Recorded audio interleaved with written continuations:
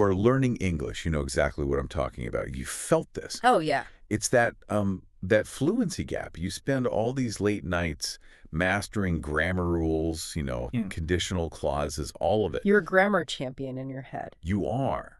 But then the moment you step into a real situation, a coffee shop, a work meeting, your brain just freezes. It all goes out the window. All of it. Yeah. You go from the safety of the textbook to like the chaos of a real exchange, and the rules just vanish.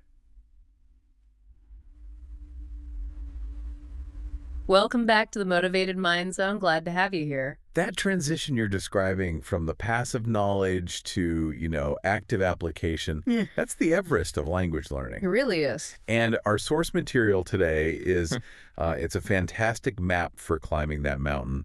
We've been analyzing transcripts from a resource that focuses on real-world dialogues. Not just vocabulary, right? Not at all.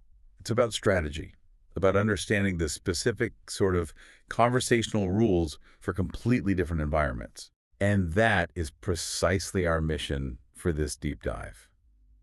We are looking at two totally distinct worlds today. Right. First, the casual world, making a new friend completely from scratch. Okay. And second, the professional one, navigating a pretty high-stakes work negotiation. If you have very different skill sets. Totally. And the goal here is to pull out the actionable language, the little strategic choices that let you sound natural and, competent in both settings. We're looking for the shortcuts to real fluency. Because they are different. The language you need to build rapport over coffee is fundamentally different from the language you need to, say, get a budget approved by your manager. Yeah. Your brain has to learn to context switch and fast. And these scenarios show us exactly what levers to pull in each case. Okay, so let's start with the low stakes one. We're jumping into the casual deep dive. This is Lucas. He's from Brazil. And he's meeting Nina, a local, at a language exchange event. A classic scenario. And it mirrors that intimidating feeling so many of you have faced, starting completely over socially in a new country. It's super high anxiety. But the source material, it pointed out this incredible little strategic nugget right at the start. Which was? Lucas didn't try to impress her. He didn't use some complex vocabulary he'd memorized. He did this active intentional risk reduction. Risk reduction? What do you mean? I mean, he made the first move as low stakes as humanly possible. He just walked up and asked, "Hey, sorry, is anyone sitting here?" That's it. That's it. It's a conversation about a chair. It's not about a date. It's not a deep philosophical question. It just completely bypasses that anxiety of needing a perfect pickup line. I see. So if she says, yes, the chair is taken, he just moves on. He moves on to the next seat. Minimal embarrassment, zero social cost. That is a powerful insight. The goal of the opening isn't to be clever. No. It's to make the risk of rejection so small that you're actually willing to take the shot. Exactly. And once that door is open, the rest is just about keeping the flow going with, genuine curiosity. Lucas mentioned he felt like he was still just scratching the surface of the city. Ooh, I like that phrase.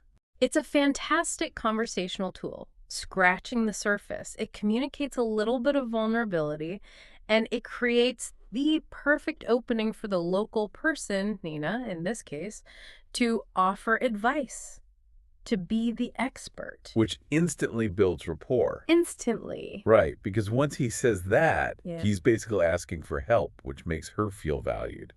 So she then moves from just gathering info to actually inviting him to something. And that's the strategic step towards actual friendship. This is where the language of invitation gets really critical. Because she didn't just say, we should hang out sometime. Which is so vague, it's meaningless, right? Yeah. No.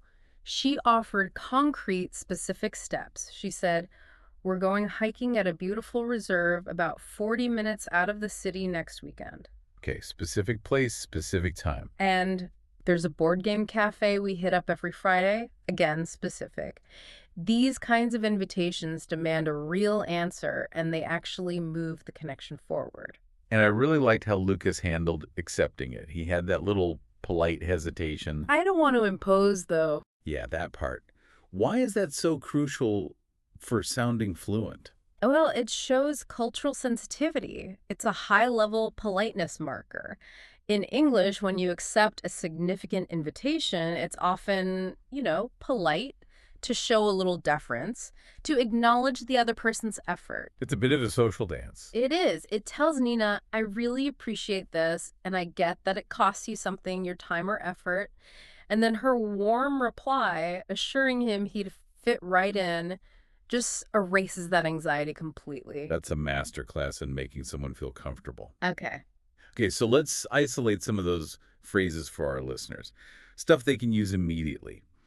Beyond scratching the surface, what else is essential for relaxed social English? Well, Nina's question about his hobbies is a great one. She asks, what kind of stuff are you into? Oh, much better than what are your interests? 1,000 times better. What kind of stuff are you into? It's just so much more relaxed. It's broad. It's conversational. It sets the tone. Right, a tone of informality. Okay, let's hit the phrasal verbs. You mentioned before these are like the real test of sounding natural. Absolutely. They're the things you can't translate literally. And we saw a handful here that are just mandatory for social situations. First one, trip up. Okay. Lucas said that casual conversations still trip him up sometimes. It just means to confuse or cause problems. It's so much more evocative than just saying, it confuses me. Yeah, it has more texture. Yeah. What about the language of inclusion? So Nina told him he would fit right in. Fit in. It's the perfect way to talk about social acceptance, feeling comfortable in a group. It's just concise and really friendly. Right. Then there was pack up. Nina said she couldn't just pack up and move like he did. It means gathering your things to leave, usually for good. It has a weight to it that just saying move doesn't quite capture. And the last one, the logistics. Show up. Lucas asked if he should just show up at the cafe. It means to arrive somewhere, but it suggests a kind of informal, easy arrival. Not like a formal arrive at the designated time. Exactly. And we also saw a couple others like reach out, which is to contact someone, and open up, sharing personal thoughts. If you can use those 6 phrasal verbs naturally, your social game just sounds 10 times smoother immediately. Fantastic. Okay, now let's do that context switch. Take the part of your brain that was just building rapport and put it aside. Okay. Switching gears. Now you need the part that demonstrates competence and secures resources. We're moving to the office. This is the high stakes end of the spectrum for sure. We've got Derek, the manager, and Camila, the employee, and they're talking about a critical marketing campaign. And the stakes here are budget, timeline, and professional reputation. For both of them. And the communication style has to change completely. You move from that relaxed language to a really strategic balance of being direct while still being polite. And in professional English, your opinions have to be anchored in data. Camila and Derek weren't just arguing based on feelings. They were using facts timelines, budgets, audience engagement rates. So the core conflict was the timeline. Derek needs the launch by the end of the month. Right, a tight deadline. But Camila's plan needed 6 weeks, and that included essential things like testing and revisions. This is where a lot of learners would just fold. They're afraid of confrontation. Right. But Camila executed this just masterful strategy. Which was? She didn't just push back on the timeline. She pushed back with solutions. And that is maybe the single most important takeaway for professional English. She reframed herself. She went from being an obstacle to being a collaborative problem solver. Okay, so let's break down those solutions. She identified the video post-production as the main bottleneck. Exactly. That's the word she used. And her solution was proactive and it was quantified. She suggested overlapping some phases, start testing while you're still finishing the social media assets. So that saves a week right there. Smart.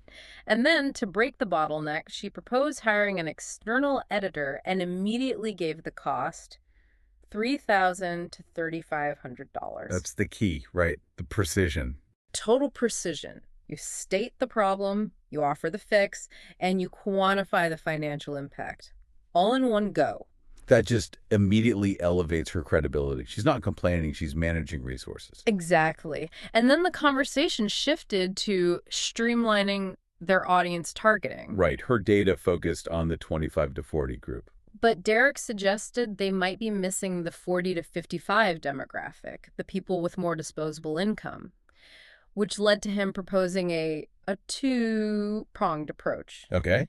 Keep the social media for the younger group, but add budget for a dedicated email campaign to target the older demographic. Which, of course, has a cost. Of course. An extra $4,000 to $5,000 for copywriting and design. And they also addressed a big pain point from the past, which was slow decision-making. Yes.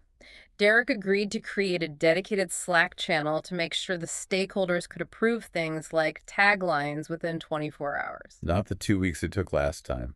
Which jammed up the whole campaign.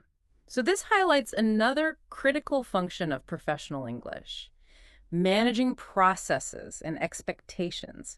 It's not just what you say, it's what you commit to doing to prevent future problems.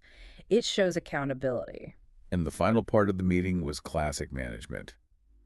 Derek asked for a revised proposal by Friday. But with a Plan B scenario. Yes. Why is that Plan B request so standard in the professional world? It's all about risk mitigation. He knows that the higher level stakeholders, the executive team, will probably push back if the total ROI doesn't look good enough. He's planning for the political reality. Exactly. Camille needs to prepare them to buy into her main idea, but she also needs a backup strategy ready in case that budget increase gets shot down. Okay, let's nail down that mandatory vocabulary for anyone working in a corporate setting. You need these in your toolbox. Camila started by saying she wanted to touch base. Touch base. It's the perfect, efficient phrase for, I wanted to briefly check in about something. It respects the other person's time. So much better than, I wanted to have a long discussion about. Right. And we talked about the video production being the bottleneck. Why use that specific metaphor? Because bottleneck is universally understood in business. It means the one point of congestion that slows down the entire system. It implies a strategic problem, not just, a slow part. And the people holding the power. Those are the stakeholders. Anyone with a vested interest in the outcome. Knowing who your stakeholders are changes how you present your information. We also covered pain point, that persistent, frustrating problem, and ROI, return on investment, the bottom line. Now for the office phrasal verbs, starting with Camilla's key strategy, pushback. Pushback. To resist or challenge an idea respectfully, it is so essential in the workplace. It lets you advocate for quality without being seen as difficult. And you need the stakeholders too. Buy into the concept. They have to accept and believe in the strategy you're presenting. And finally, to wrap up the exchange. You've got get back to, which can mean returning to your work, or sometimes I'll respond to you later, and of course follow up, to check on the status of something later on. So we've broken down the language into these two really clear categories. But what does this all mean, strategically for you, the learner, who's trying to get to real fluency? Well, it confirms that all you're studying, the grammar, the vocabulary, it's essential. That's the engine of the car. Right. But true fluency is learning how to drive that car on two very different roads. The source analysis really stressed this. All that knowledge only becomes useful when you practice using it in real time. Your brain has to stop translating and start actually thinking in English. And adjusting automatically to the context. Exactly. That psychological process of context switching, that's the biggest hurdle, isn't it? It is. You have to train your brain to know that asking about a weekend plan needs that soft rapport building language. Like, what kind of stuff are you into? But dealing with a missed deadline needs precise, direct language of accountability and solutions. Right. The video production is a bottleneck, and here is my quantified proposal to fix it. If you can't make that switch automatically, your English will always sound a little bit off. Too formal when you're trying to be friendly, or too passive when you need to be professional? Precisely. So here is our challenge to you, and we took this directly from the source material. This week, Find one opportunity to start a conversation in English. Just one. It can be short, it can be simple, just like Lucas's opening line. It could be with a cashier, a coworker, anyone. The goal is connection and communication. It is not perfection. Embrace the mistake. It's just proof you tried to make that context switch.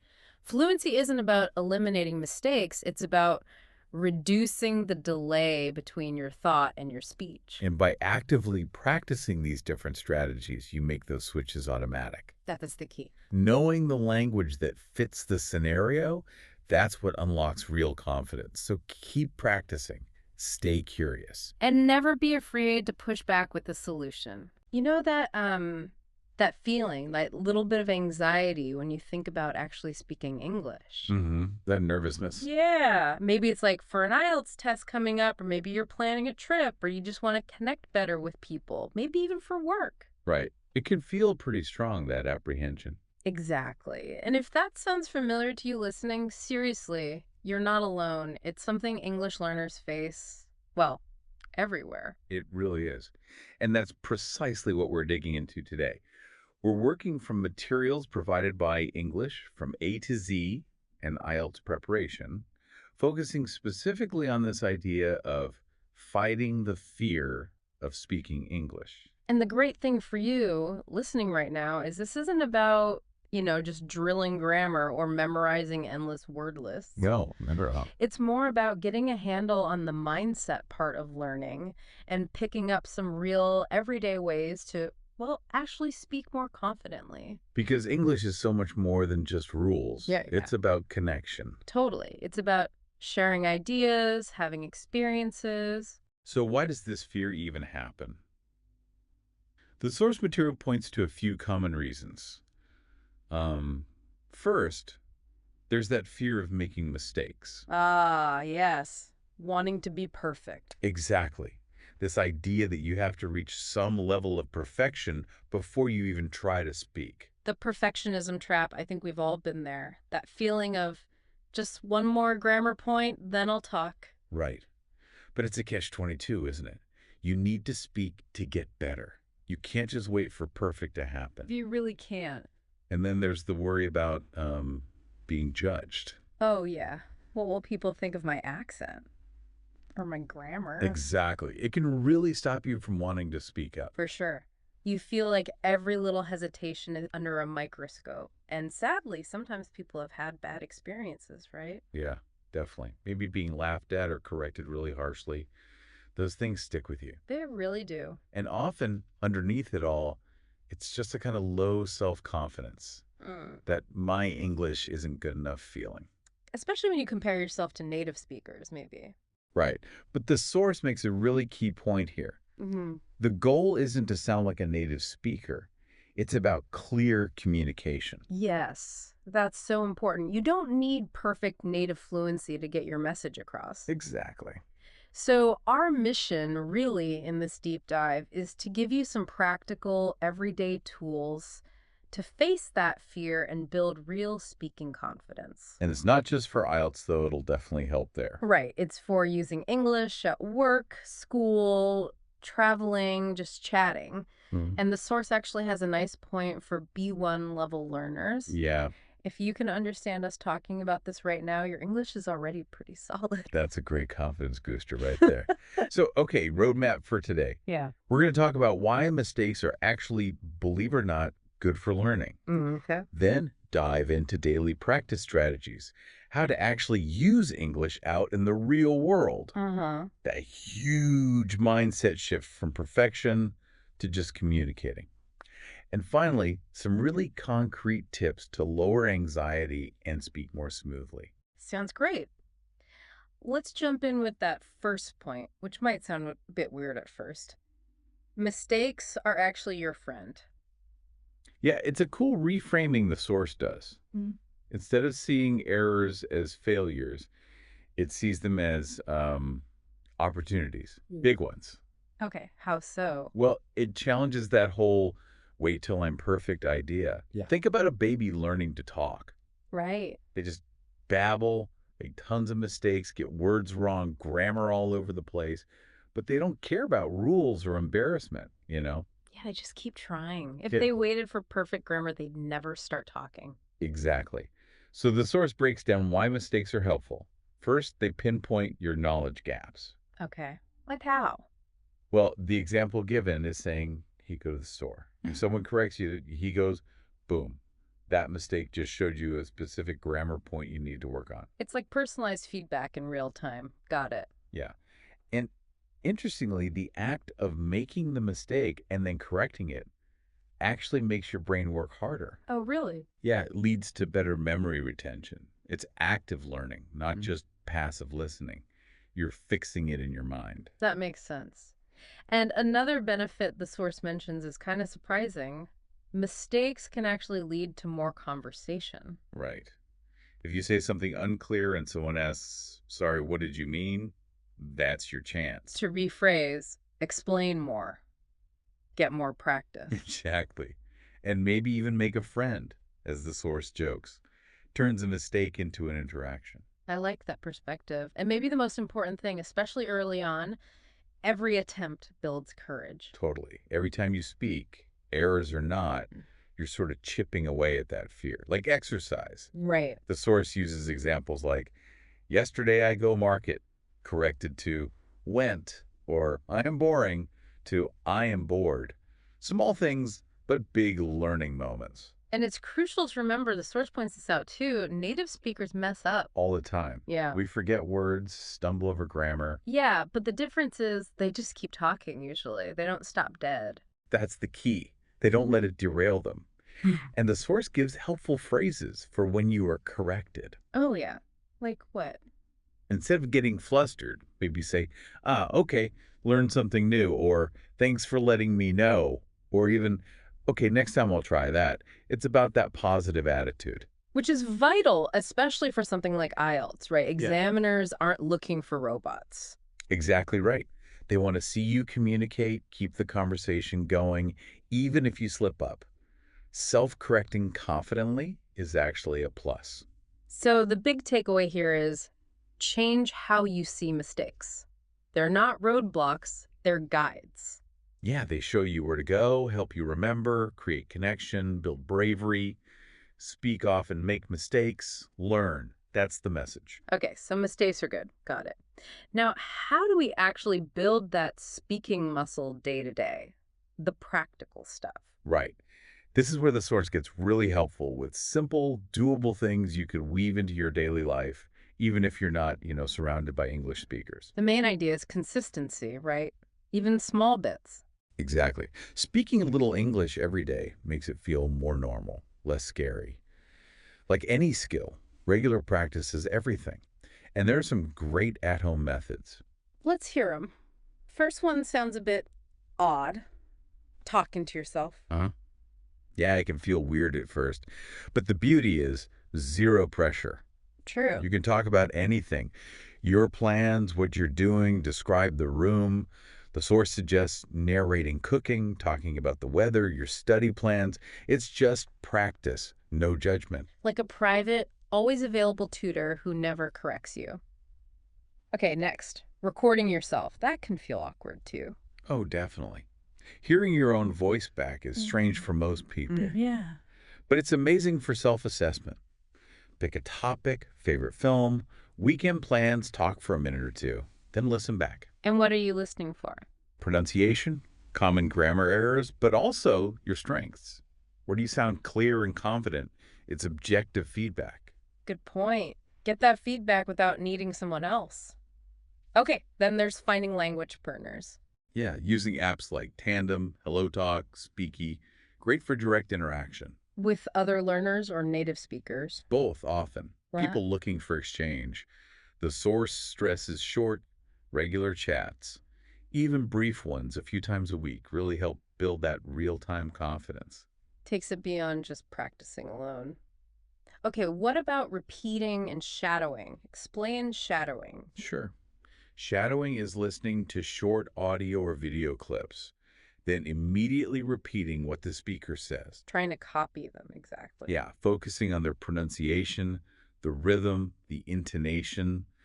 The music of the language, not just the words. It trains your mouth and ears together. That sounds really useful for fluency and sounding more natural. Online speaking clubs are mentioned too. Right. Groups on Zoom, Facebook, Reddit, Meetup, they tend to be really welcoming, especially for beginners. Like a virtual practice zone with others in the same boat. Exactly. Less pressure because everyone's learning. And the idea of a daily English routine, making it bite-sized.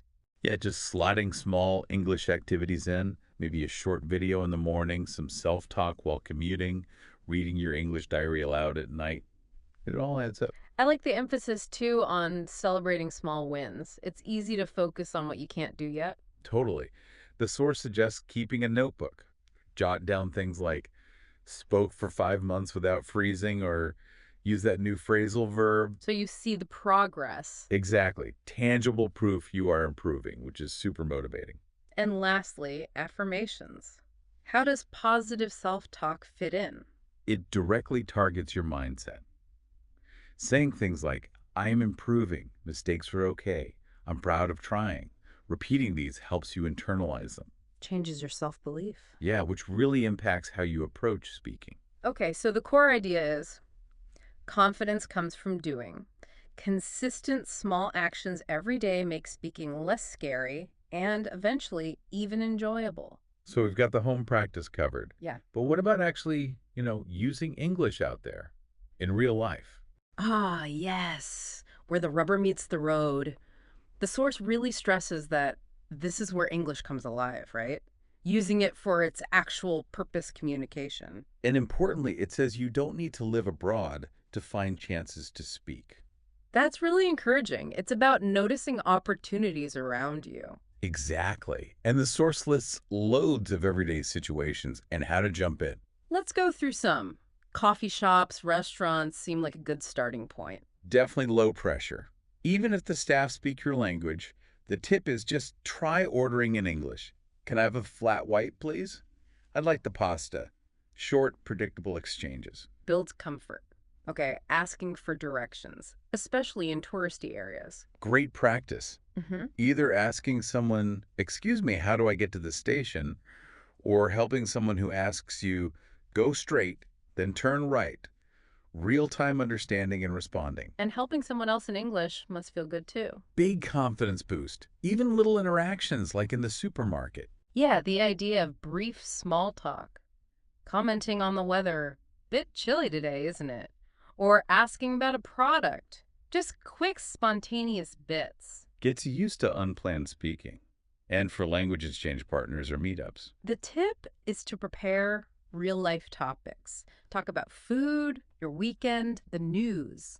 Makes it more relevant than just abstract grammar. Bridges study and actual use.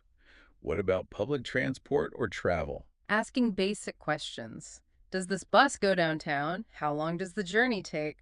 Good practice for understanding answers too. Okay. And I like the idea of actively offering help to tourists. Yeah. Seeing someone looking lost and saying, excuse me, need any help? Or can I help you find something? Using your English to actually achieve something practical. Nice. The source also mentions trying phone calls or online chats in English. That can feel harder, yeah. But trying customer service, emails, online forums, it pushes you into different communication modes. Stretches the comfort zone. And even passive things like watching videos can become active practice. Right. After watching or reading something, just say your reaction out loud. That was interesting. I disagree with that point. Just vocalizing thoughts. Gauges the speaking muscles. The source also gives tips to make this less scary. Like what? Preparing simple sentences beforehand for places like shops. Using smiles, positive body language, they help a lot with understanding. Good point. What if they switch back to your language? Politely ask to continue in English. Shows you're serious about practicing. And just being patient with yourself during those real-time, messy conversations. And all this stuff is basically perfect practice for IELTS speaking part 1, isn't it? Absolutely, those everyday topics, routines, habits, your life. So the message is, look for those small chances every day. The more you do it, the easier and more confident you'll feel. Okay, so we've got the practice down. Now for something potentially game-changing. That mindset shift, moving from chasing perfection to focusing on just communicating. This feels huge because that pressure for perfect grammar and pronunciation can be paralyzing, can't it? Totally. The source really makes you question, what is the real goal of speaking? It's not to pass a grammar test, it's to connect, Right. understand, and be understood. Precisely. That's the core function, sharing meaning. And as we said, even native speakers aren't perfect. They pause, backtrack, make slips. It's normal. So, how do we make that shift internally, away from perfection towards connection? The source gives practical strategies. First, focus on clarity. Judge success by, did they get my message? Not was my grammar flawless, but did they understand? Exactly. If yes, your English worked, that's the win. That's a helpful reframe. What else? See English as a tool. Like a spoon helps you eat, English helps you connect or achieve something. It's functional, not a performance to be judged. I like the spoon analogy. It takes the pressure off, makes it feel more practical. Right. And use simple, common phrases confidently. You don't need fancy words or complex sentences. Clear and simple often works best. Embrace confident simplicity. Love that. What about when we do make mistakes? Which we will. Think about how you'd react to a child learning. You focus on their meaning, you're patient, maybe gently correct. Treat yourself the same way. Most people care more about what you're saying than tiny errors. Be kinder to ourselves. Stop that harsh inner critic. Definitely. And stop comparing yourself to others. Everyone's journey is different. Focus on your progress. Am I better today than yesterday? That's what matters. That comparison trap is so easy to fall into. Good reminder. Other shifts. Practice in safe spaces. Self-talk with patient friends. It encourages natural flow without the anxiety. Creates room to experiment. And focus on your strengths. Instead of, I can't speak like a native, think I can introduce myself. I can order coffee. Build on what you can do. Acknowledge your abilities. And remember, it's about human connection, person to person, not just linguistic accuracy. And this communication focus actually helps with things like IELTS, too. Absolutely. Examiners want to see you convey ideas and keep the conversation flowing. Focusing calmly on communication is way better than freezing up worrying about perfection. Makes sense. So the key is, let go of that flawless ideal. Embrace clear communication as the goal. Fluency comes from practice and connection, not pressure. And the call to action is shift your thinking towards being understood, connecting with people, and just speak without letting fear hold you back. Okay, we've got the mindset. Now for the really practical step-by-step actions to actually beat the fear and speak more smoothly. The toolkit. Hmm. What's the first most crucial step according to the source? Just start. Now, don't wait until you feel 100% ready. That feeling might never come. Action reduces fear. Exactly. The act of speaking itself chips away at the anxiety over time, and the source revisits those low-pressure activities with specifics. Like reading dialogues aloud, self-narration, daily voice notes. Yep. All great for building fluency safely. Yeah. Then there's a specific technique. The 3-2-1 method. How does that work? Okay, you pick a topic, speak about it for 3 minutes straight, Uh-huh. then immediately speak about the same topic for 2 minutes, Okay. and then one last time for 1 minute. So repeating but condensing. Right, it forces you to organize your thoughts more tightly and speak more fluently with fewer pauses each time. Clever. Builds stamina and conciseness. Cool. What about thinking in English? This is about consciously narrating your world internally in English. Okay, I need to buy milk. That person has a nice dog. Making English your inner voice. Sort of. It helps automate the thinking process, so speaking feels less like translating on the fly. Makes it more natural. The source also really pushes learning whole sentence patterns. Yeah, not just single words, memorizing useful chunks like, can I have, I'm looking for, could you tell me? So you have ready-made phrases for common situations. Exactly. Faster, less anxiety than building every sentence from scratch. Good tip. And joining speaking challenges.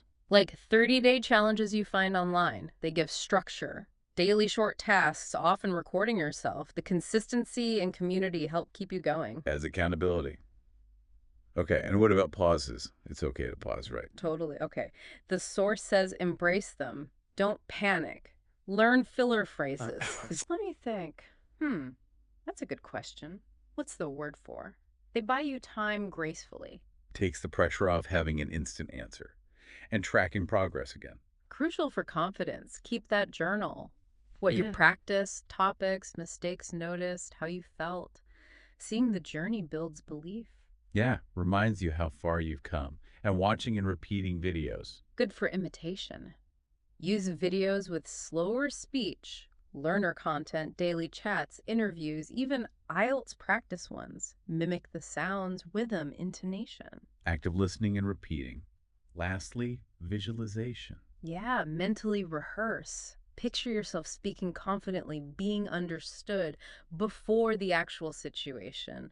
It's a known technique to reduce anxiety and build belief. Primes you for success. So the big message here is take action, even small steps, even when scared. That's what shrinks the fear and builds fluency. Start with a few strategies, add more as you go. Right.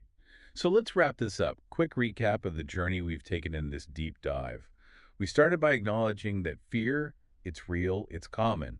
Yeah, stemming from fear of mistakes, judgment, bad experiences, low confidence. But then we flipped the script on mistakes, saw them as learning tools, not failures.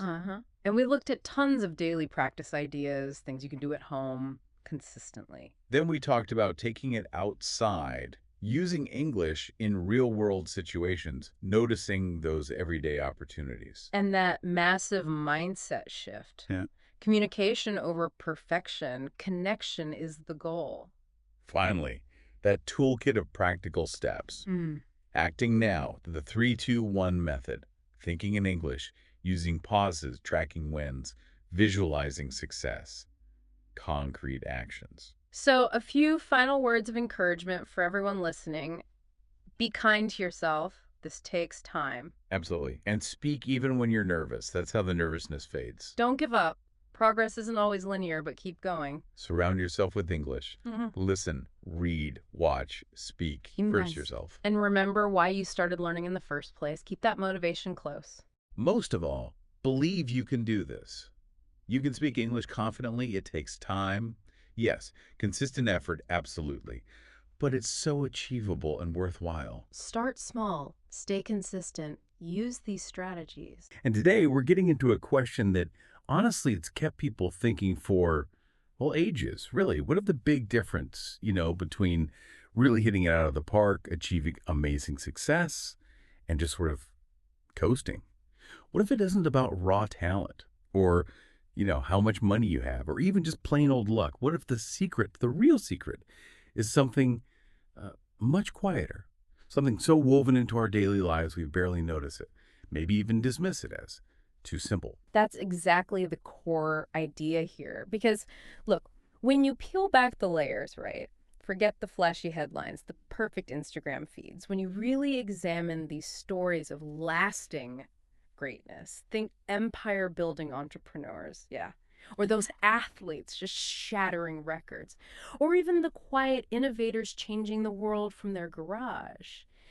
There's this common thread. It's almost invisible, but it's there. And yeah, we all wish for that magic bullet, that overnight success story, but this isn't about that. This deep dive is about uncovering something, well, more fundamental. Our source calls it the invisible architecture of success. These are the secret habits, the ones that quietly, consistently shape the decisions they make, how they structure their days, and ultimately, where they end up, their destiny. Okay, right. Let's unpack that. So you, our listener, you shared this really fascinating audiobook excerpt with us. Thank you for that. And our mission today is to, well, dig deep. We want to pull out the most powerful insights. We want to really understand this invisible force that's apparently at play and explore how these habits aren't just like high-level theories for billionaires. No. These are actual strategies, things you can genuinely use to change your daily approach, your life, and start hitting those big goals you have. We're going to dive into 5 core habits. And the idea is when you put them together consistently, they create this, well, this unstoppable momentum toward success. We'll break down the ideas, make them super clear, and most importantly, really actionable for you. Okay, let's jump straight in. The first habit, the foundation, really, for everything else, is the power of consistency. And our source uses this brilliant analogy, the sunrise effect. Think about how we usually see success, right? It's often painted as this sudden flash, a lightning strike, that moment of genius, the breakthrough that seemingly comes from nowhere. We see the overnight star, the instant tech millionaire, the athlete who suddenly dominates. But the source is really clear on this. Real lasting success. It doesn't hit like lightning that's fleeting, unpredictable. No, it grows like a sunrise. Slow, steady, gradual, but totally unstoppable. It's coming no matter what. Such a powerful way to think about it, isn't it? Suggests inevitability if you just keep going. It really is. And what's fascinating is how consistency is framed as this invisible architecture. It's not glamorous. It doesn't make headlines most of the time. Honestly, from the outside, it looks pretty ordinary, boring even. But behind every amazing result you admire, think about it. That athlete pushing through pain when nobody's watching. That student grinding out extra hours. That business owner just showing up day after day, year after year for their customers. Behind all that, there's someone who consistently chose the steady rhythm over the easy option, over immediate comfort. These are the unseen wins, the quiet, repetitive actions that just build and build, compounding over time into something huge. The world's obsessed with the quick fix, right? Instant gratification.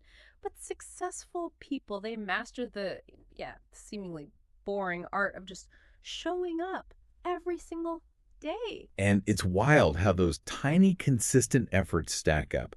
The math is kind of mind-blowing. Take the writer example from the source. Let's say they commit to just 500 words a day. Now, on any given day, that doesn't sound insane, right? Maybe an hour, maybe two of focused work. But do that every day. 500 words times 365 days. That's 182,500 words in a year. I mean, get this. That's enough for 2 full-length novels. 2. It's not about waiting for inspiration to strike and writing a whole chapter in one go. It's the quiet daily grind that builds that bibliography. Or think about a runner training for a marathon. They don't suddenly develop that endurance in one brutal week of training. No way. Not at all. It's built over thousands of repetitions, mile after mile, day in, day out. Doesn't matter if it's raining, doesn't matter if they're tired, doesn't matter if they feel like it. It's that long-haul cumulative effect. That's what shapes their body, their mind. It's not just intensity, it's relentless, patient consistency. Which brings us to a really critical point the source hammers home. We often lean on motivation, right? That feeling, that spark of inspiration makes you feel like you can do anything. But what's the real difference between that sometimes unreliable feeling and the sheer loyalty of consistency? That's such a key question. And it's honestly where a lot of us go wrong. The source points out that motivation, it's fleeting, it comes and goes. It's like that burst of energy when you start something new. Feels amazing, gets you going, but consistency is loyal. It sticks around. It's the force that keeps that fire burning long after the initial excitement has just faded into the background noise of everyday life. And successful people, they get this deeply. They don't rely on how they feel. They don't sit around waiting for inspiration to magically appear. They know that's a recipe for doing nothing much at all. Instead, they rely on the systems they've built, on that rhythm they've established, on discipline. They know if they only worked when they felt perfectly inspired or 100% motivated, they'd probably never finish anything significant. Ever. And here's the insight. It's profound. Progress isn't made in those perfect moments. When the stars align and you feel incredible, no. Progress is forged day by day in the imperfect moments. It's about showing up when it's tough, when you're tired, when you'd honestly rather be doing anything else. That's when the real work gets done. That's consistency. Oh, I love that. Progress in imperfect moments. It completely flips that script on the all-or-nothing thinking that trips so many of us up. And the source uses this great analogy for consistency, calls it a muscle. Think about it. When you start working a new muscle, maybe a new exercise, it feels weak at first, right? Maybe even shaky. Yeah, You definitely. might struggle with light weights. That first morning you try to wake up earlier, hitting snooze feels almost irresistible. That second week of a new fitness routine, you might feel completely wiped out, aching everywhere. Been there. But the message is so clear, just give it time. Consistency literally trains your brain, your body, your spirit. It adapts. What felt incredibly hard, maybe even impossible at first, gradually becomes normal, second nature. And that, the source says, that's when the magic happens, when the habit itself starts carrying you more than just raw willpower ever could. Yeah. The effort shifts, doesn't it? From this conscious struggle to almost Yeah. automatic execution. Exactly. And the analogy goes even deeper. Yeah. Because it's not just about making the task easier. Consistency builds something else, something hidden but incredibly powerful. Self-trust. Think about it. When you commit to showing up for your goals day after day, especially in those imperfect moments we talked about, you start building this deep internal trust. You prove to yourself over and over that you can rely on your own word. You make a promise to yourself, I'll do this, and you keep it. Then you keep it again. Nothing builds confidence faster than that. Consistently keeping promises to yourself. It reinforces your belief in your own ability to follow through. And it goes beyond just outcomes. Consistency is deeply tied to your identity. Every time you repeat an action, it sends this subconscious message to your brain. This is who I am. The person who runs every day doesn't just go for a run, they become a runner. It's part of their identity. Right. The person who writes daily isn't just typing words, they become an author. It's a fundamental shift from just doing something to actually being that kind of person. And that identity makes continuing the habit even easier. It creates this amazing virtuous cycle. But here's the pitfall, right? Where so many of us, myself included sometimes, stumble. We get that initial rush of motivation, we feel inspired, and we aim way too high, way too fast. We commit to these massive, unsustainable routines. I'm going to run 10 miles tomorrow morning. I'll write a whole chapter today. Yeah, the classic overreach. And what happens? We get overwhelmed super quickly, burn out, feel defeated, and we quit. It's the classic New Year's resolution story, isn't it? That pattern of ambition followed by burnout. And that's precisely why the people who succeed long term approach it totally differently. They've learned from those mistakes. They start small. They focus intensely on building consistency before intensity. This is key. The source gives such clear, practical advice here, and honestly, it often goes against our achievement-driven instincts. It's not about trying to run 10 miles on day one. That's just asking for injury, discouragement, burnout. Instead, it's about the simple act of lacing up your shoes and maybe running just 1 mile every single day, consistently, until the act of running itself feels automatic, non-negotiable, part of your routine. It's not about trying to write a whole book in a month. That's just overwhelming. It's about committing to, say, 1 single page every morning until writing feels as natural as making coffee. Once that habit is locked in, then you can think about gradually increasing the intensity as the duration, the difficulty. Consistency really grows from these small, manageable seeds. It's the little wins, repeated daily, that build unstoppable momentum, not the grand, heroic gestures that you can't sustain. Okay, so for you, our listener, let's make this really concrete. Here's your actionable takeaway from this section. Right now, think about one small action you can commit to doing daily. And I really mean daily, not just when you feel like it, not just when you're motivated. Every single day. Want to learn a new skill? Maybe it's just 15 minutes a day on that language app or practicing that instrument. Just 15 minutes. Want to get fitter? Maybe start with 20 push-ups every morning or a 5-minute walk right after lunch. Something small. Want to expand your mind? Commit to reading 10 pages of a good book every night before you turn off the light. The key here, remember, isn't the initial size of the action. It's its unwavering presence in your day.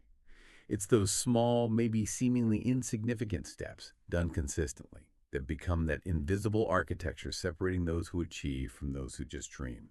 Remember the core message. It's a consistency, not always the intensity, that defines success in the long run. Be like the sunrise, steady, reliable, unstoppable. Over time, that steady rhythm transforms the ordinary into something truly extraordinary. It really is the heartbeat of achievement. Okay, so we've got the steady B, consistency. We're showing up. But how do we make sure we're putting that energy in the right place, that the rhythm is actually productive? That leads us right into the second crucial habit, the discipline of focus. Let's call it igniting progress. Our source really hammers this point. Successful people treat their attention like it's the most valuable treasure they own. Because it is. Absolutely. And just think about our world today. The constant pings from social media, the never-ending stream of notifications, email demanding attention, the temptation to multitask. You realize pretty quickly just how valuable and how incredibly scarce focused attention actually is. It really is scarce. And the source is clear. Success doesn't grow well in scattered soil. It needs deep roots. It needs concentrated attention. It's about actively channeling your mental energy, not letting it just leak away. And the contrast the source draws is stark, isn't it? Between the average person and the truly successful one. Most people, let's be honest, find their energy scattered, reacting to every notification, every email, every little demand, pulled in 1,000 directions. Successful people, though, they learn to zoom in. They identify the few high-leverage activities that really move the needle, and they pour their energy into those. And this discipline, this focus, it takes real courage. The courage to consciously cut out the noise, to deliberately say no to things, even good things that aren't the most important thing, and the courage to commit fully, deeply to one significant pursuit at a time. It boils down to understanding that saying yes to everything actually means you're saying no to excellence in what truly matters for your big goals. It's about proactively managing your attention, not just letting the world dictate where it goes. It's exactly like that magnifying glass analogy the source uses. It's perfect. Sunlight on its own is just warm, right? Diffuse, pleasant. Yeah. But take that same sunlight, concentrate it through a magnifying glass onto one single spot. Boom, you can start a fire. Yeah, intense heat. Our lives, our efforts, they work the same way. Scatter your time, your energy, your thoughts across too many things. You get diffused effort, usually mediocre results everywhere. Right. Spread too thin. But when you deliberately channel that time, energy, and thought onto one important goal, that concentration ignites progress, creates momentum, breakthroughs happen, things that scattered energy could never achieve. The habit of focus literally turns ordinary hours into extraordinary results just by maximizing their impact. And focus isn't just about blocking out distractions, though that's obviously huge. It's fundamentally about clarity. Our source makes it really clear. Successful people have this deep, almost gut-level understanding of what they're actually aiming for. They define their goals precisely, they write them down, they look at them often, keep them top of mind, because without that clarity, focus is, well, it's almost impossible. It's like trying to shoot arrows in complete darkness. You can be putting in maximum effort, pulling that bowstring back with all your might. But if you have no idea where the target is, you're just wasting arrows. You'll never hit it.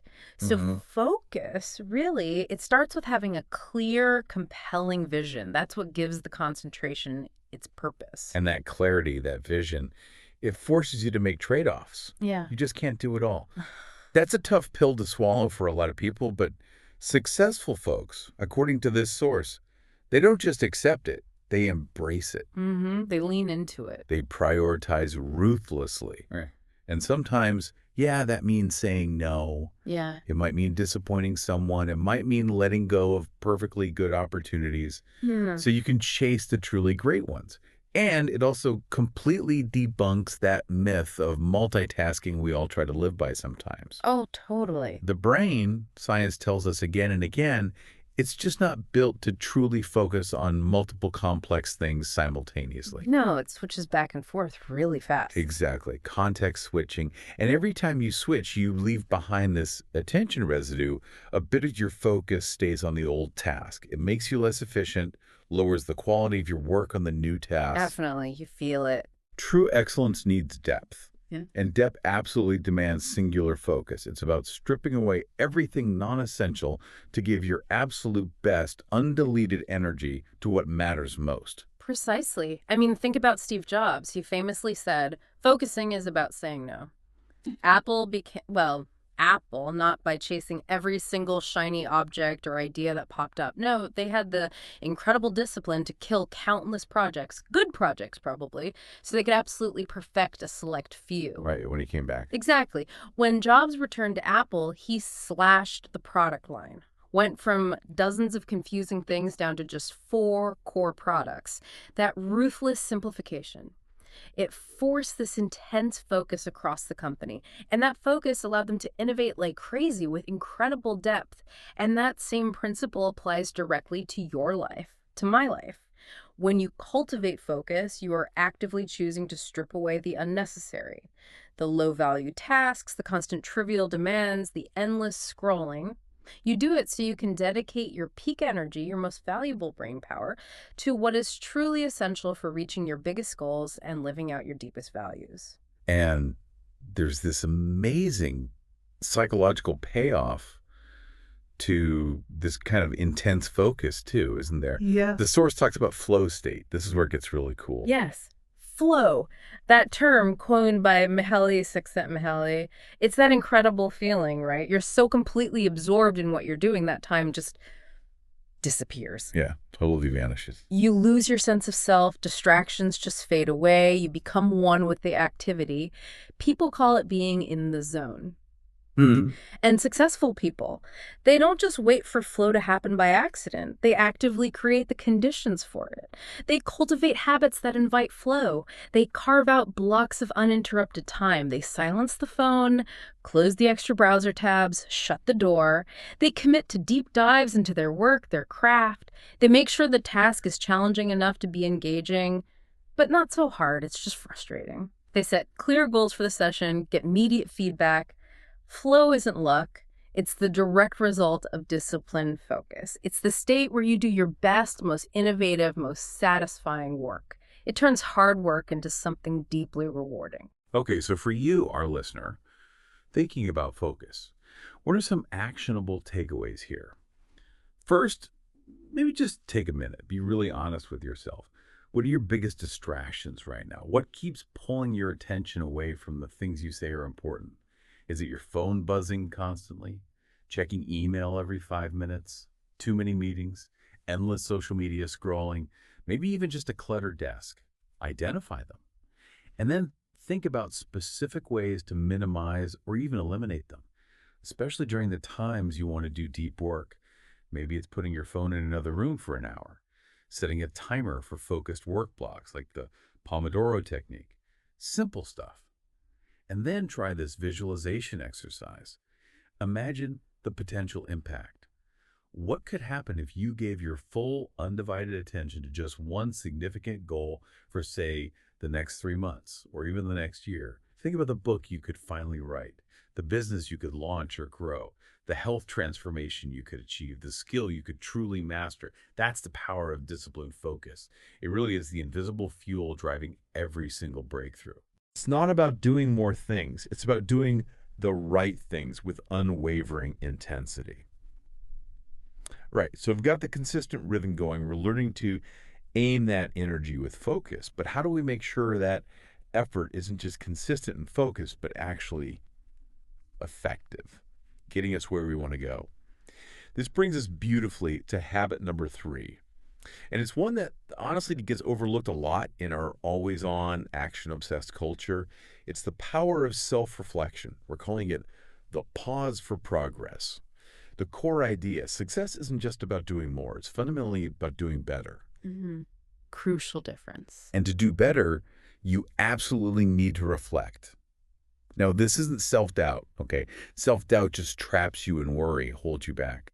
Reflection is different. It's self-awareness. It's what propels you forward, but with clarity and adjustment.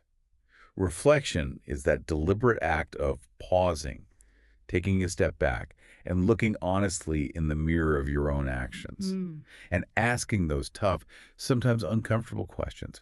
What went well here? what didn't quite work out as planned? And the big one, what can I tweak, improve, or change completely for next time? It's such a profound distinction. Because without reflection, all that consistent, focused action, it can just become blind repetition. You just keep doing the same things over and over, maybe working really hard. But without understanding why you're getting the results you're getting, it's like running flat out on a treadmill. You're sweating, putting in the effort, but are you actually moving forward? Are you using the best technique? Going in the right direction? Good analogy. But when you add reflection, action becomes evolution. It's that pause, that moment of analysis that actually makes real progress possible. It's the quiet habit where genuine wisdom is born, where you make those smart strategic adjustments. Think about an athlete. Imagine one who just practices drills endlessly but never ever watches game film, never analyzes their form, never studies their opponents. They wouldn't get very far. Right. They might train consistently, focus hard during practice, but without reviewing their actual performance, they'll just keep making the same mistakes. They'll hit a plateau. They'll never reach their true potential. Real champions, the source emphasizes, they study themselves just as intensely as they study the competition. Every practice, every game, every performance becomes data, a learning opportunity. And history is just packed with examples of this, isn't it? The source brings up Marcus Aurelius. Here's a guy who was literally the most powerful man in the world, Roman emperor. Yeah, incredible power. Yet what did he do? He kept a private journal. Not for anyone else, for himself. His meditations. These were his personal reflections on his decisions, his values, his character, his daily struggles.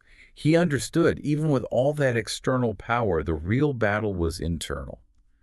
Against his own flaws, his biases, his reactions, and reflection was his daily weapon in that fight.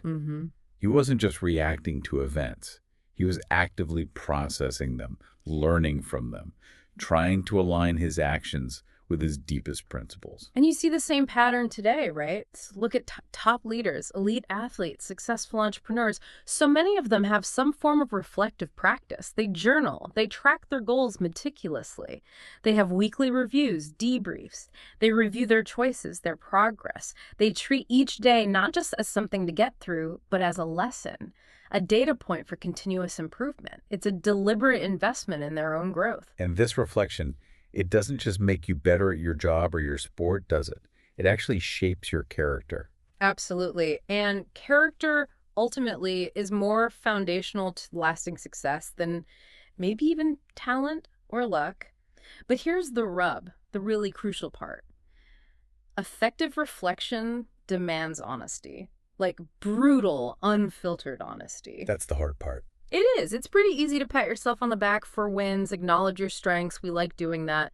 But it's much, much harder to really confront your failures, your mistakes, your weaknesses, without making excuses, without getting defensive, without just beating yourself up. Most people, instinctively, we shy away from looking too closely at our screw-ups. It's uncomfortable, right? Yeah. It brings up feelings of inadequacy, maybe regret. But successful people, the source argues, they have a different relationship with failure. They don't see failures as enemies to be avoided. They see them as teachers. Oh, okay. Every single misstep contains a valuable lesson. Sure. Every setback holds a seed for future growth if you look for it. Reflection is how they dig into those mistakes, extract the wisdom, and actually turn those stumbles into powerful stepping stones forward. They see a failed project not as the end, but as critical feedback. Exactly. Like Thomas Edison, right? With his famous quote about the light bulb. The 10,000 ways. I have not failed. I've just found 10,000 ways that won't work. Now, that's not just being blindly optimistic or stubborn. That's reflection in action, repeated thousands of times. Yes, iteration based on learning. Each failure, each attempt that didn't work, it gave him crucial feedback. It was data. It told him what not to do next time. That process guided him closer and closer to the combination that would eventually work, the one that changed everything. Without that reflective process, analyzing each attempt, all those failures would have just been frustrating dead ends, wasted effort. but with reflection. They became essential fuel for his breakthrough. He systematically learned what didn't work, narrowing the field until he found what did. And there's another, perhaps surprising benefit that the source highlights. Reflection tends to naturally breed gratitude. Oh, interesting. How so? Well, when you actually take the time to look back honestly at your journey, even the smallest bits of progress, the tiniest improvements, they become visible. You realize, hey, the me today is actually stronger or wiser or more skilled or more resilient than the me from yesterday or last week or last year. And that recognition, it naturally fosters this powerful kind of gratitude, not just a passive, oh, isn't life nice gratitude, but an energizing one. Energizing gratitude. I like that. Yeah.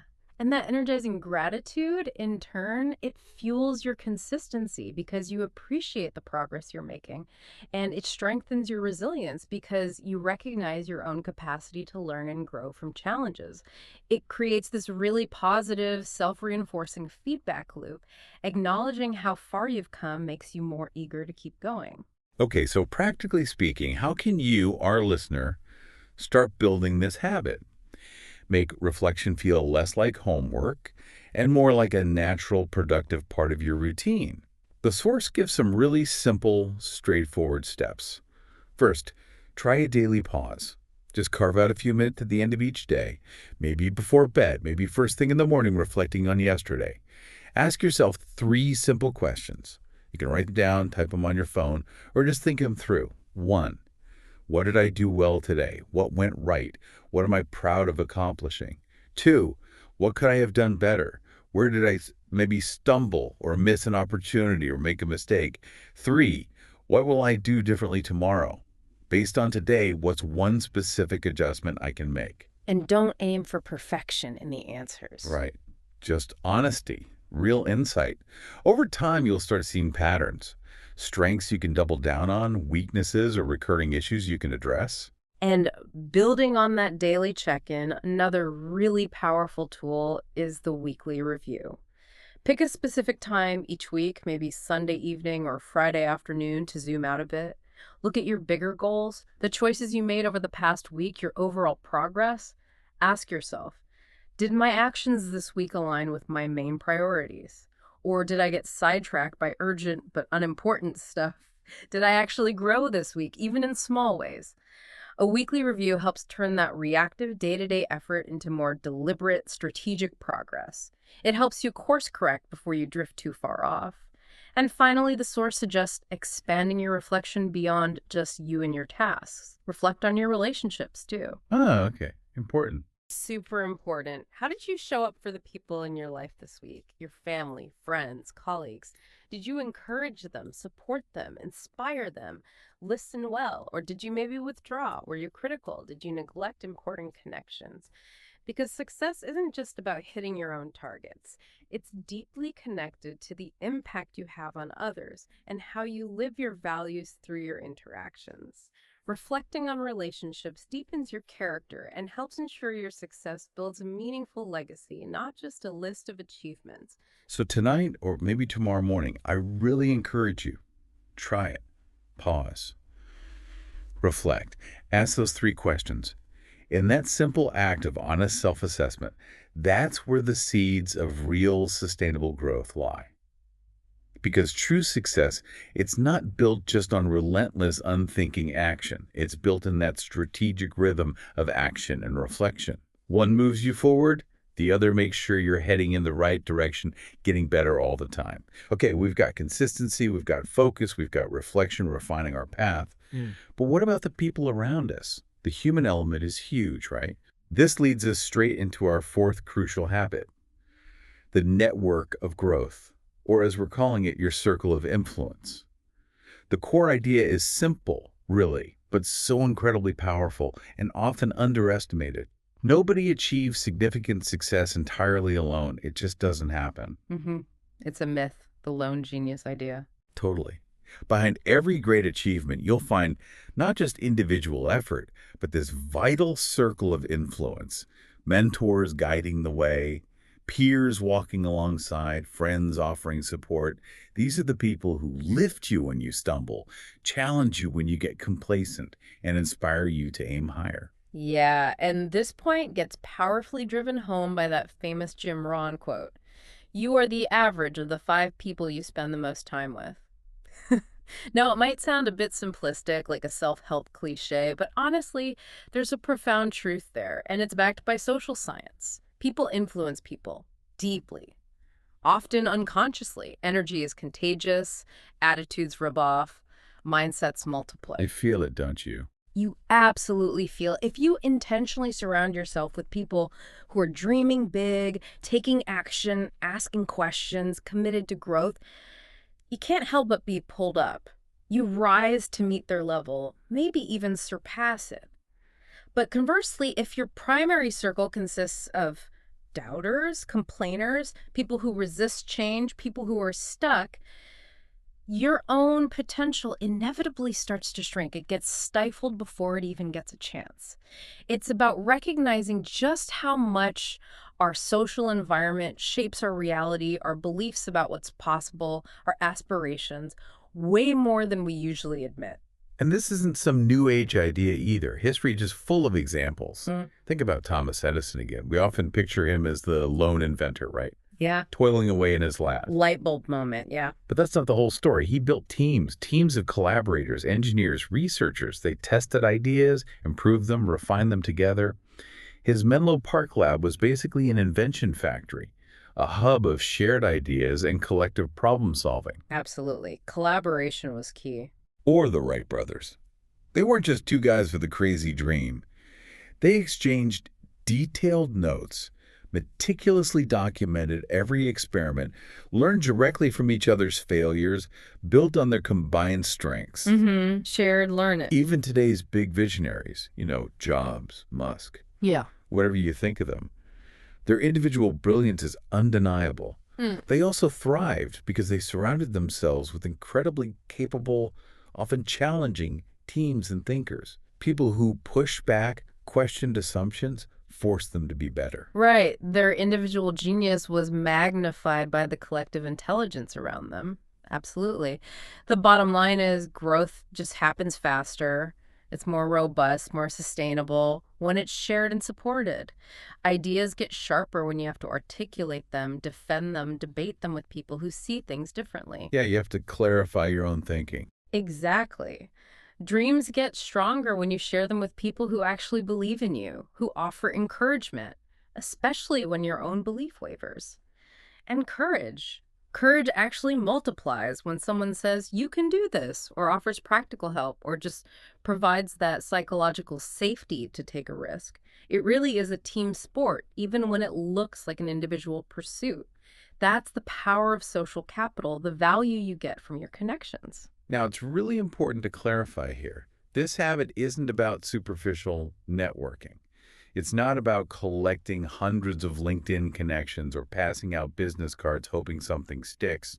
Exactly right. This is not about quantity. It's absolutely about the quality of the relationships you intentionally build and nurture. Successful people, according to the source, they don't see relationships as transactions. Like, what can this person do for me? No. They see relationships as deep, long-term investments. They invest their time, their energy, their attention in genuinely learning from people ahead of them, their mentors, who offer wisdom and shortcuts learned the hard way.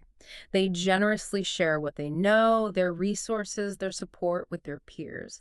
The people walking a similar path, providing that crucial camaraderie and accountability. And critically, they actively invest in lifting others up by mentoring those coming along behind them. They pay it forward, circulate knowledge, and help foster the next wave of growth. It's this holistic ecosystem of mutual support. And this intentional building creates what the source calls the cycle of growth. It's like a 3-part engine for continuous development, right? It is, yeah. And each part feeds the others. First, you have learning from those ahead, your mentors, role models, the people whose journey you admire. Their experience is invaluable. It can save you years of struggle, help you avoid predictable pitfalls, and just inspire you by showing you what's actually possible. You actively seek their wisdom, ask good questions, observe how they handle things. Second, you have working with your peers. These are your comrades in arms, right? Facing similar hurdles, celebrating similar wins. Your tribe. Exactly. Your tribe.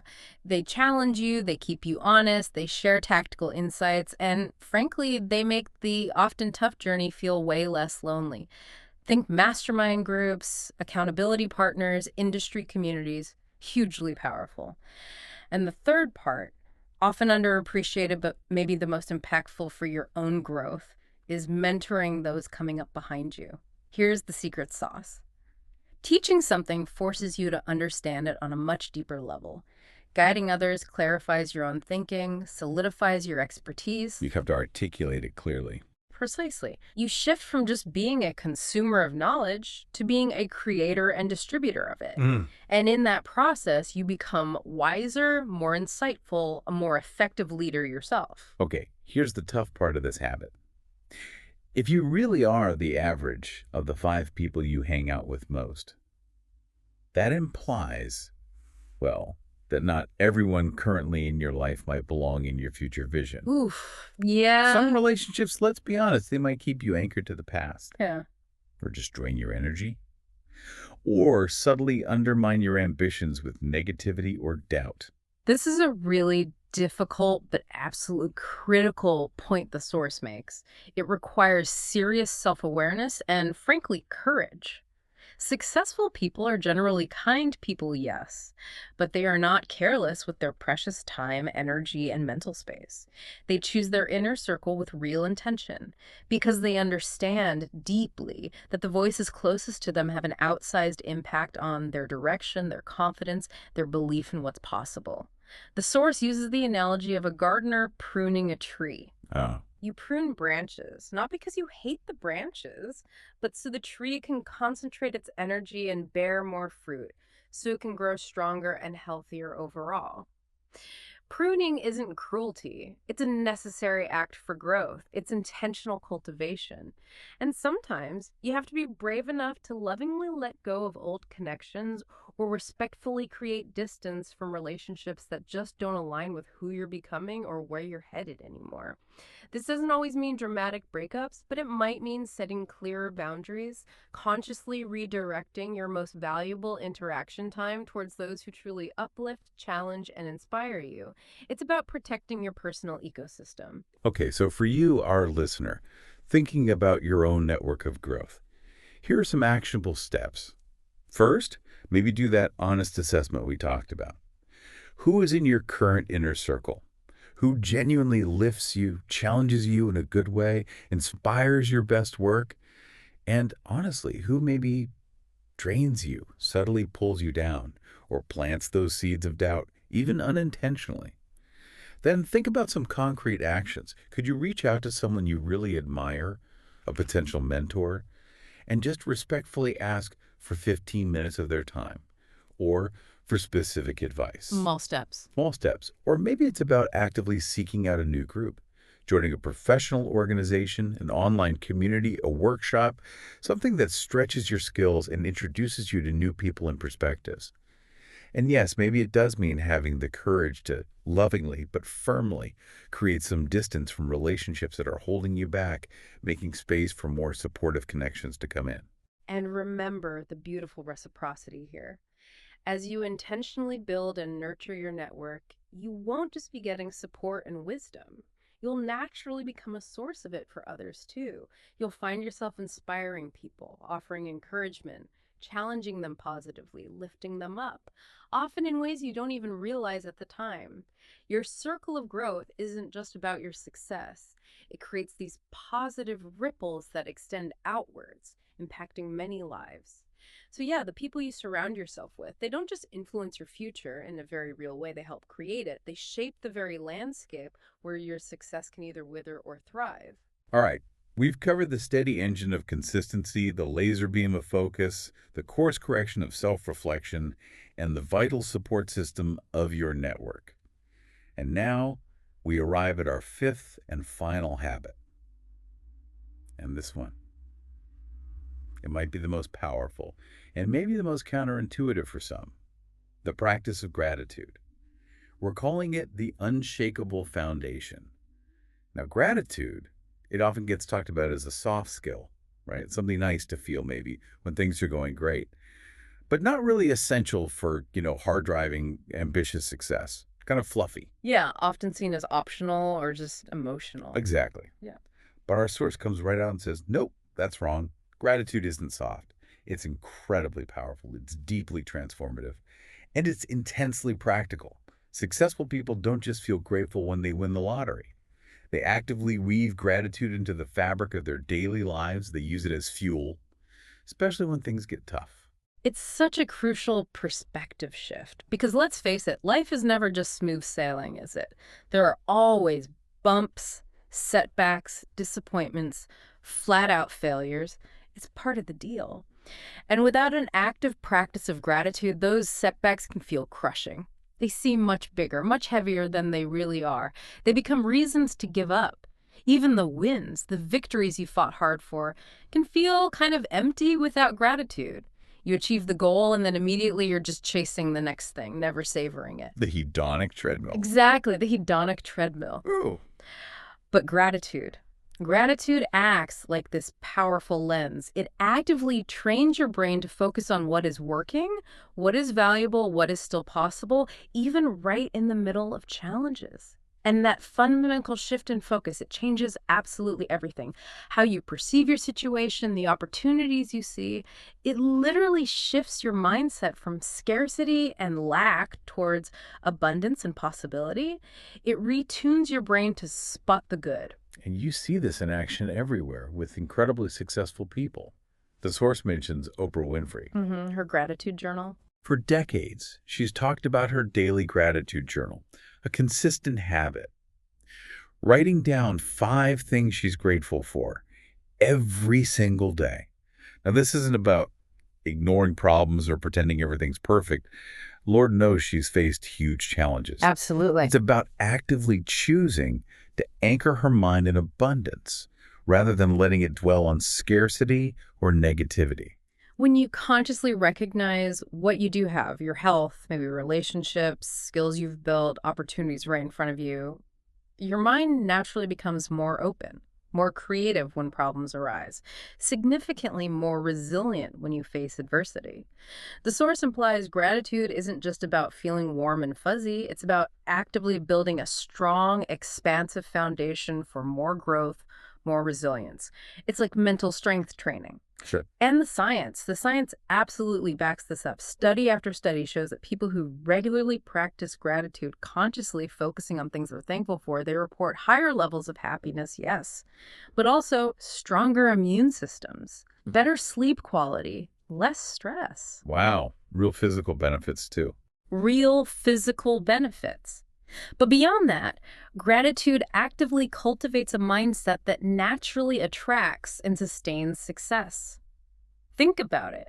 When you genuinely appreciate the opportunities you have, aren't you more likely to jump on them, to make the most of them with enthusiasm? Yeah, definitely. When you truly appreciate the people in your network, your team, your mentors, your family, aren't you more likely to nurture those vital relationships, the ones that form your support system? Makes sense.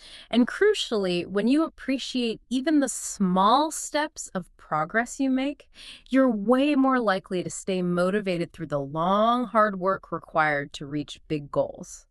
It creates that positive feedback loop. It helps you savor the journey, not just fixate on the destination. Okay, so here's a really interesting point the source makes, and it might challenge how we typically think about this. Gratitude doesn't just make you happier. It actually makes you more effective. This is where the practical power really comes in. This is such a critical insight. It elevates gratitude from a nice-to-have emotional state to a genuine strategic advantage. Let's take that example from the source. Imagine 2 entrepreneurs. Both just launched a product, and it bombed. Total failure. Okay. Tough situation. Yeah. Entrepreneur A focuses solely on the lost money, the wasted time. They get bogged down in frustration, maybe self-pity, maybe blaming others. Their energy crashes, motivation disappears. They probably shelve the whole idea. Entrepreneur B, however, they feel the disappointment too, of course. They acknowledge the failure. But they also make a conscious effort to find gratitude. Gratitude for the hard lessons learned during the process. Gratitude for the team that stuck with them through it. Gratitude for the simple opportunity to learn from it and try again, now smarter. Ah, okay. Different framing. Totally different framing. Now, which one of those entrepreneurs is more likely to pick themselves up, pivot their strategy based on what they learned, and ultimately find success down the road? Got to be entrepreneur B. Yeah. Right. Almost certainly. Gratitude allowed them to reframe the adversity. It wasn't a dead end, it was a detour with valuable information. It wasn't a crushing defeat, it was a learning opportunity. It helps maintain that positive problem-solving mindset even when things go wrong. That is incredibly effective. So how can you, our listener, make gratitude less of a random feeling and more of an actual ingrained habit, that unshakable foundation? It doesn't have to be elaborate. The source suggests some wonderfully simple daily practices. Maybe you start your day before you even get out of bed or while the coffee's brewing, just naming 3 specific things you're genuinely thankful for. Big things, small things. Doesn't matter.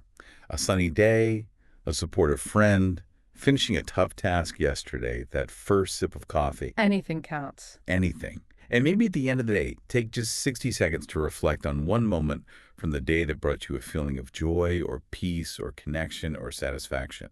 You can jot it down, say it out loud, text it to someone. These tiny, consistent acts start to rewire your brain over time. You train it to notice the good stuff, not just the problems or the lacks. And another really powerful way to practice is to actively express your gratitude to others. Feeling it is good, expressing it is even better. It amplifies the effect for both people. Send that email or text to someone who helped you out, maybe years ago, and tell them specifically what impact they had. Make it genuine. Make a conscious effort just to say thank you more often in your daily life, and really mean it when you say it. Look the person in the eye.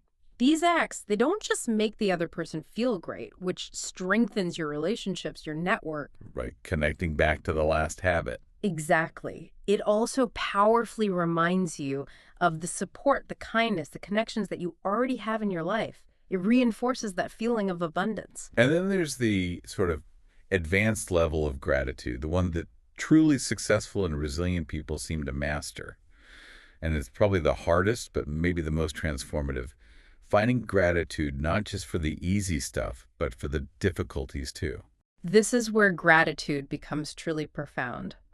It shifts from just a nice emotion to a seriously powerful psychological tool for resilience and growth. Look, it's easy to be thankful when you get the promotion, when the project succeeds, when things are going smoothly. Anyone can do that. But what about the challenges, the ones that tested you, pushed you, maybe broke you down a bit, but ultimately forged your character, made you stronger? What about the rejections? The times a door slammed shut, but looking back now, you realize it forced you onto a much better path. Hindsight is 20/20 Yeah. sometimes. Sometimes. What about the struggles? The periods of hardship that forced you to dig deep, learn new things you never thought you could, and made you more capable, more compassionate than you ever were when things were comfortable. That's the core of post-traumatic growth, finding the meaning, the lesson, the strength within the struggle. Gratitude at this level. It transforms obstacles from things that block you into things that actually serve you. It turns pain into wisdom, setbacks into stepping stones. It's this deep realization that everything, truly everything, even the hard stuff, can contribute to your growth if you choose to see it that way. So maybe pause and ask yourself, what challenges in my own life, looking back now, were actually blessings in disguise? What difficulties forced growth that comfort never could have?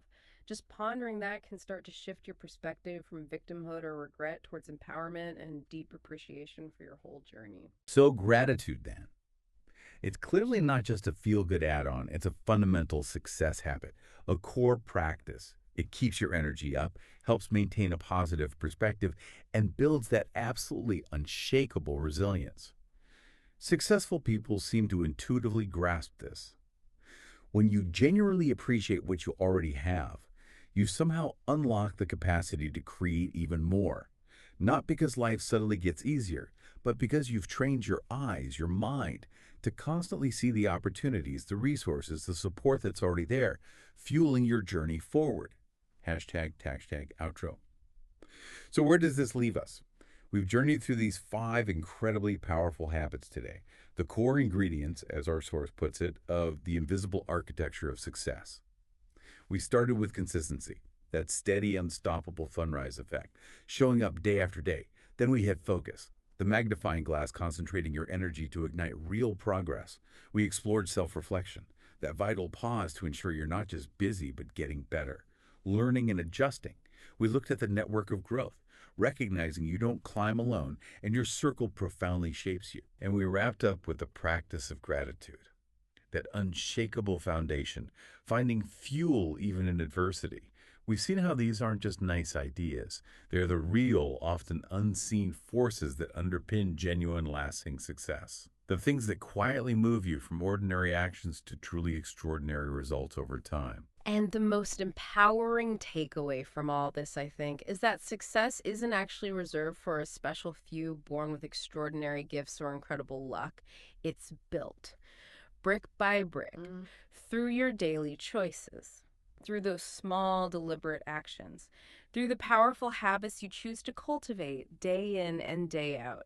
And you, our listener, you absolutely have the power to start implementing these habits, to begin building this invisible architecture for yourself, starting today, starting right now, even. So as you take these ideas away with you, here's maybe one final thought to chew on. If it's true, as we've explored today, that the future version of you is literally being built by the actions you take today, by the consistency you practice, the focus you bring, the reflection you engage in, the network you nurture, and the gratitude you cultivate, then consider this. Which one of these 5 powerful habits, if you truly committed to applying it consistently, would create the most profound, the most meaningful transformation in your life over the next year? What's just one tiny, consistent step you're genuinely ready to take right now to start building that incredible future you envision for yourself? Thank you so much for joining us for this deep dive on tackling that fear of speaking. We hope you found it genuinely helpful. Yeah, feel free to listen again. Share it if you think it could help someone else. Let us know what you thought. And definitely stay connected for more insights to support your English learning journey. Remember that confident English voice is in there. Keep practicing, keep speaking, keep believing. Go let it be heard.